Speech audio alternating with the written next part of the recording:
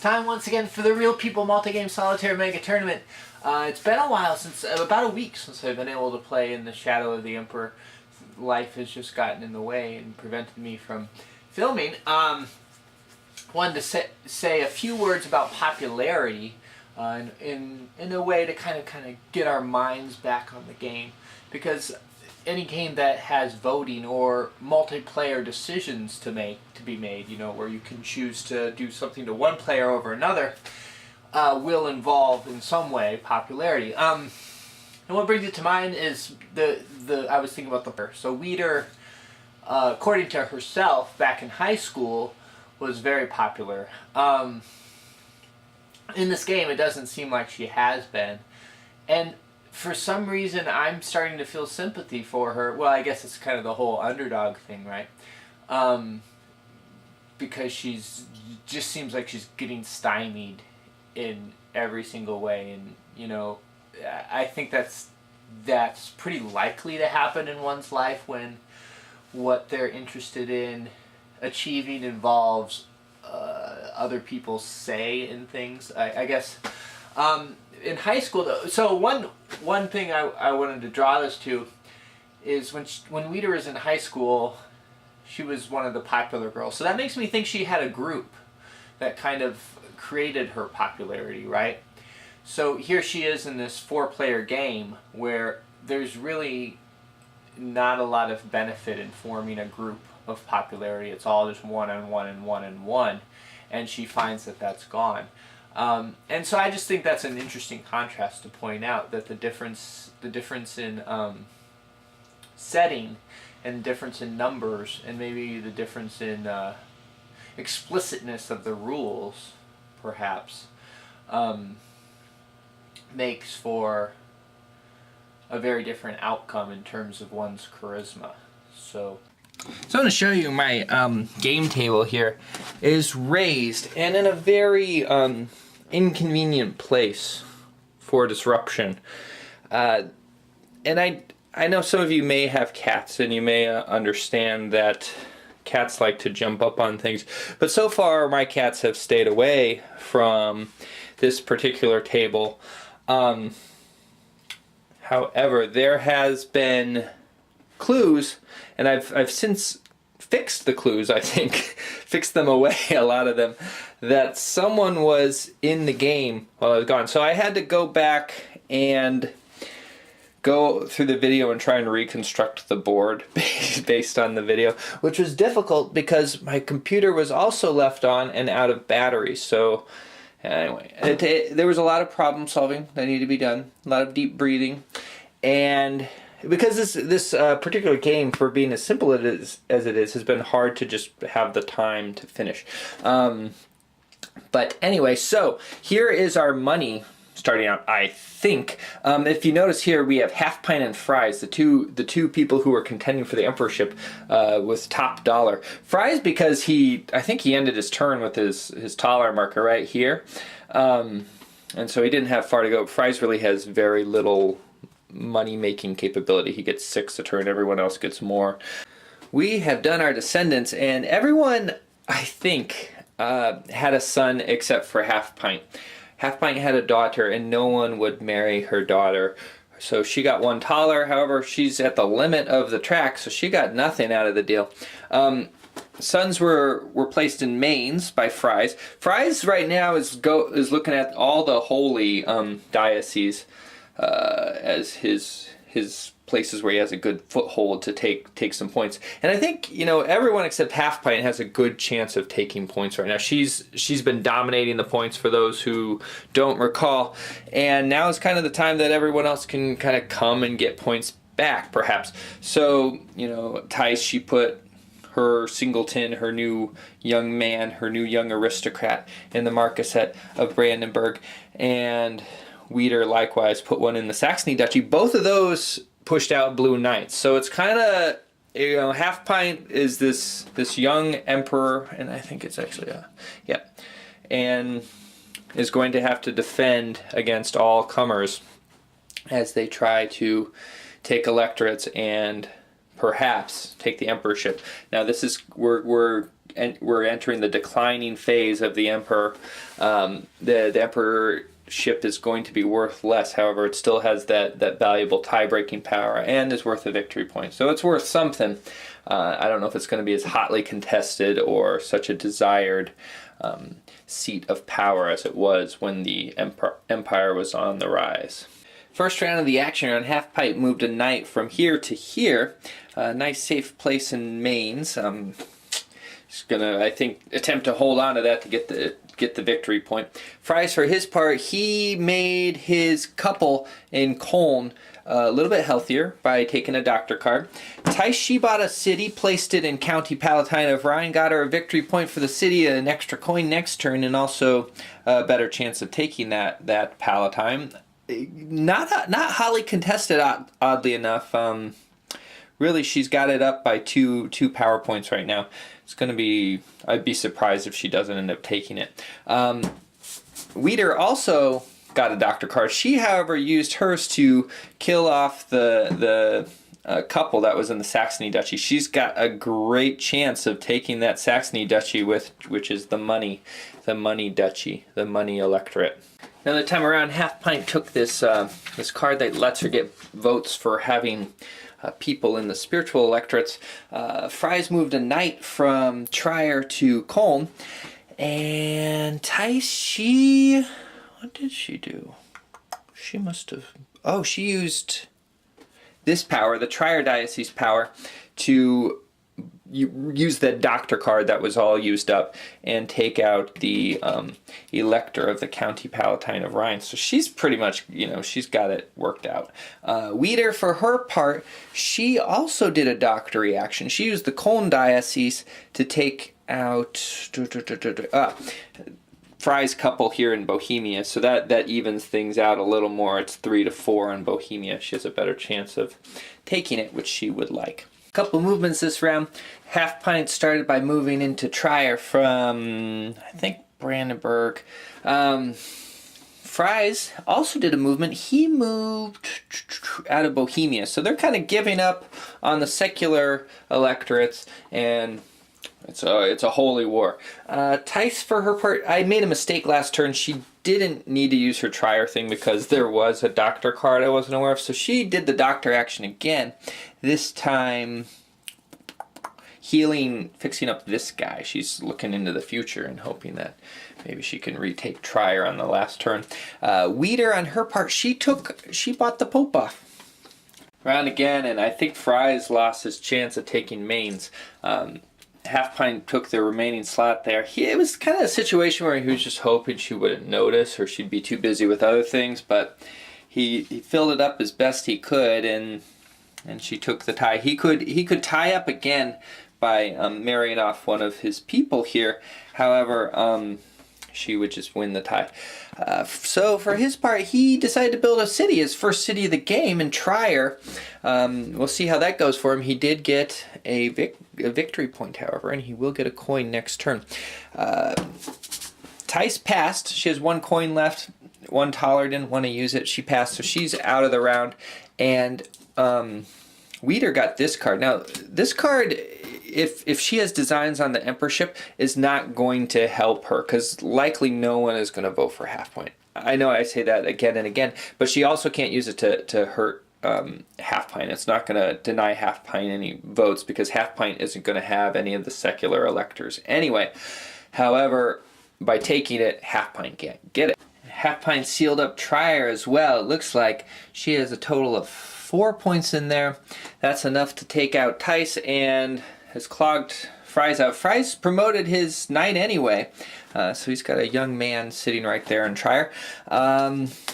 Wieder, for her part, she plopped down a young married couple in the County Palatine of Rhine, so maybe she has designs on that in the future. And it's getting interesting. Half Pint put a knight down in Palatine of Rhine. A very strange move. Fries had a tough decision. He could figure, by how the money's looking, that Wieder would be taking the rival card this turn. So he basically had a choice between getting a rival card or having a son. He was sitting on 2 and 2 blue and pink cards. He went with the Sun and the extra victory point by getting the indulgence. I don't know, I just thought that idea appealed to Fries. He had his shot at the emperorship. I think he's kind of over it. So Weeder did take the rival card. She's going to be the rival for the emperor. We'll see if she can get it. It's pretty much going to be, well, I guess Half Pint and Fries have a turn, and then we'll get into the elections. Okay, Half Pint and Fries both passed. We've gone through and gotten new electors. You can see how it played out. Tyson Weeder each picked up 2, Half Pint picked up 1, and Fries picked up 1. Half Pint held on to Mainz, got a point from that. We also did the election. Half Pint actually lost the emperorship, so we have a new emperor to be in the shadow of. Emperor Weeder, she finally got a hold of what she's wanted since the beginning of the game. Kind of a special moment for her. She doesn't look any happier, however. Point-wise, it was kind of a mixed bag. Not a clear front runner. Half Pint actually got the least amount of points this round. She came out with 3, Fries 4, Tice 5, and Weeder 5. So not too bad. The board's not going to look too much different than it does now.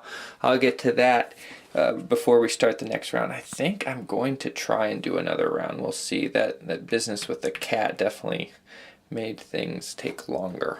Alright, here's where we sit. I think I am going to try and keep going. Maybe I'll go super fast and it'll be done. Looking at the scoreboard, it is getting kind of close for second place now. I mean, even Half Pint could be overtaken at this point. So I don't know. We'll have to see the seeds. I'm sure someone who knows this game better than I can look at the board and see who has the best chance and maybe even figure out who is going to win from the board state right now. I want to say before I go on, I think I was talking in earlier videos, and I've been talking because I believed this fully, that the loser would be eliminated and not go on. I think everyone's going to go on. Having played Helden in der Unterwelt, I've realized that, I came up with a way that everyone could keep playing and still have there be a disadvantage for the person who has lost this game, and it'll make it interesting. So I think everyone's going to go on. I'm still going to have to do a playoff between, for those of you who watch the Middle Earth Quest series, between, what are their names now? Mooney's Aqualad and Red Tomato, to see which of them gets the bottom spot, so to speak. And we'll see what happens here. I'm excited to see how this is going to end. It's been a bang-up game. Great job. Right, we had a lot of aging happen, which is maybe nice for people in a way. We saw last turn that Half Pint, I think, benefited some from people killing off her people. It drove her out of all the secular spots fairly effectively, but it could be argued that people could have driven her out anyway, and that allowed her to put her pieces up in the holy areas in order to keep Mainz and take Trier. So the secular areas are now quite bare. A lot of people have lost guys, but now they have more pieces to put on the board. Frankly, people didn't know what to do with their money at the end of last turn because they didn't have any pieces to put down, any nobles, whatnot. So if we're looking at our income here, it's kind of flip-flop from last time. Tice and Weeder are on top with 12, and then we have Half Pint and, of course, Fries. And again, with the childbearing, it was flip-flop, just like the income. Tice was the only one who had a daughter. However, she was able to get it married off. She married Fry's new young gentleman. He placed in Mainz here, which gives them a pretty firm lock on Mainz unless something weird changes. Like, he would have to pull out, I think, not to take Mainz at the end of this lector phase and gain 3 victory points from that. Everyone else had a son. Half Pint's creeping into Brandenburg here with her son. And Weeder, where did she put her son? Did I even place her son yet? I don't think I even put her son down. Well, let's decide together where her son should go. All right, Saxony, she pretty much has a good lock on Saxony. Palatine of Rhine seems pretty competitive. Bohemia also she could take. Palatine of Rhine, she has 3. She'd have to beat 4 to take it. Bohemia seems pretty open. think she'll go there, and hopefully no one will compete with her. The Weeder started off the action round by taking out Fry's Holy Elector of Koln. That's going to pretty much lock up Koln for this town, or this turn, this turn in this town, this Holy Roman Imperial town. Half Pint then followed things up with a knight movement. She moved that mysterious knight that was in the Palatine of Rhine over to the Marquisate of Brandenburg. Fries did a movement as well, although he moved with a horse and buggy out of Koln. You know, it became pretty obvious that Koln was not going to be his to keep, and so he moved over to Trier. He now has I think he pretty much has Trier in the bag right now. So that's good for Fries. Weeder, on her turn, she went ahead, noticing that her couple here was about dead and could easily be killed off. She went ahead and put down her freebie person over in Kingdom of Bohemia. So much for Weeder's hopes that she would be able to take it uncontested. A couple of couples got laid down this turn. The first was by Weeder right here in Palatine of Rhine. That's going to give her a good hold on that. Bohemia, Tice placed one there, and that's going to give her a good hold on that. Let's see. Half Pint moved. She moved. I have to switch my vision to a different color. I believe she moved to Brandenburg. That would make sense. And then Fries, he moved. No, he doctored it up. He doctored up his couple in Trier, who were 45, so that makes them less vulnerable. Fries knocked off a very powerful couple in Koln. So that might make Koln back up for grabs. Weeder just spent the rest of her money on this very last turn, the last bit of money she's going to spend on this entire game, on placing a couple in the Kingdom of Bohemia. Half Pint, for her part, she used this power here, the Trier Diocese power, to place to move. Actually, she didn't have any more people to place, so she moved an aristocrat out of Mainz into the County Palatine of Rhine. That's probably going to give her control. She now has 5 points there. Fries, on his turn, he put a singleton down in Koln. Looks like Koln is going to go back to Fries after he lost his aristocrat there. And then Weeder followed up the pushing away of her knight by this couple by pushing away Weeder's knight, and so they're now tied in Bohemia 4-4. And what is likely to be the second to last round of the game? I don't know. We could end up having Half Pint have multiple turns if she wants just herself. She's bought a voting card. Pretty interesting move. It's the one that cancels out one of the votes of the secular electorate. Fries, for his part, he used his last money of the game to buy this indulgence card for 2, got himself a victory point, and Tice, she used the ends of her funds to buy a city in Bohemia. That's not only going to give her 2 victory points, but it's also going to give her Bohemia. So all that tug of war between her and Weeder finally came to her side. Half Pint had to know that Fries would do this, take the rival card, and yet she did not take it. She took instead this Pope card, which gives her an extra vote. We got our new electors. Tice got a nice 5 points. Our Emperor did not do so well, however. She only got 2. She wasn't able to leverage her emperorship as strongly as Half Pint was for all those turns. Half Pint, for her part, got 4. Not bad, about the same as Tice. Now, Fries, he ended up with quite a lot of points at the end. A full 8 points. Some of that was the indulgence, some of that was some other things, but he did get a lot of points, so great job for him. Now it's time for the final election of the game. I guess I can go ahead and do that on camera, and it's going to come down like this. Yep, and yep. So let's go ahead and count it up. She's placing this down on Bohemia. So Bohemia is out of the running, unable to vote.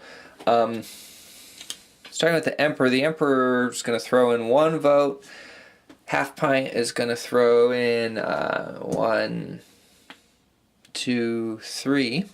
So that's 4 for the emperor. For the other side, they have 1, 2, 3. And so it looks like for the final turn, our emperor is going to remain Weeder. And there you have it, the rundown. Our tie for first place in games terms between Half Pint and Fries, 27-27. I think the tiebreaker is money. Half Pint has the most money, so if this were just a game of In the Shadow of the Emperor, Half Pint would be our victory, with a close second by Fries. A real big burst there at the end. Not sure quite how he managed it, but it worked out. Though he was pretty steady throughout. Weeder was our last place, despite having the emperorship twice in the game. And it's, yeah, very funny. She was at the tail end of the emperor for a lot of times. She was the 4th player in the turn order for a number of turns because Half Pint held the emperorship so many times. And speaking of Half Pint and Weeder, I think you may be wondering why Half Pint voted for Weeder in that final vote. And I can tell you I don't know. But there are some possibilities I've speculated on, and I can share those with you now. One reason may be because she needed something to do at the end of the game. She had some money left. She didn't really have anything she needed to do. She pretty much was in a lock to advance in a nice position. She has the Emperor slot, the Dragon Shadow slot in the next game regardless. That's maybe kind of a laissez-faire way of looking at it. She, another reason could be a kind of a cynical view, could be that Fries was the next closest in points. So to deny him that, you know, he was kind of the closest to her heels, despite her strong command of the game. I think she had the game pretty well in control most of the time. That would be a cynical reason. An even more cynical reason would be to think about that she did it to really upset Weeder. If you think about it, if someone does not like you, one of the worst things you could do to them is to do something very kind and unexpected, and also something that might seem charitable, or something that took kind of the joy away from winning that last emperorship in a way, because she didn't earn it necessarily. She was given the emperorship by Half Pint. You know, Weeder didn't have any electorates. She had 1 electorate, right? And she didn't have any special cards or anything to help her. She didn't earn that last emperorship. She was given it by Half Pint. And depending on what you think of Weeder, you might think that burns somewhere inside her and just makes her dislike Half Pint all the more. Maybe Half Pint was being charitable, and that would be a charitable view of why she made that final decision. And I don't know what the answer was, but it just seemed like what she would do at that point. It just seemed like the right thing for her to do. So I hope you enjoyed In the Shadow of the Emperor. I like how the drama kind of progressed in the cyclical way that the game does. It really, I felt like the game had its height at the 3rd turn, and then after that it seemed kind of, I don't know, less potent. Part of that was personal events as well, the fact that I was unable to keep going.